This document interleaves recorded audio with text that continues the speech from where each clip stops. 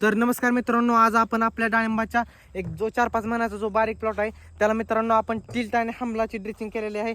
Tilt मित्रांनो systematic fungicide असल्यामुळं जो काही मर रोगाचा प्रादुर्भाव आहे तो मित्रांनो कमी होतो किंवा जे आपल्याला जे पुढं जाऊन मर रोग लागण्याचे चान्सेस असतात ते मित्रांनो होत नाहीत. का माहिती आहे का, आपण ते बुडातनं आपण फूट वगैरे काढतो त्याच्यामुळं तिथून बुरशी जी आहे हानिकारक बुरशी असते ती झाडांमध्ये जातात आणि त्यामुळं मर रोग लागतो मित्रांनो. त्यामुळे आपण जेव्हा आपण फूट काढतो बुडातली तेव्हा मित्रांनो टिल्ट आणि हमलाचं ड्रिचिंग झालंच पाहिजे, जेणेकरून त्या जखमेतून आपलं जे हानिकारक बुरशी आहे ती आतमध्ये जात नाही आणि अशा प्रकारे आपण मर रोगापासून डाळिंबाला वाचू शकतो. आणि हमला कशामुळे वापरायचा, तर हमल्यामुळं काय होतं तर जे भुंगे असतात ना ते तिथं जाऊन झाडाला इजा करतात आणि तिथून परत मग आपली दुसरी हानिकारक बुरशी आतमध्ये जाते आणि त्याच्यामुळे पण मर रोग लागू शकतो मित्रांनो.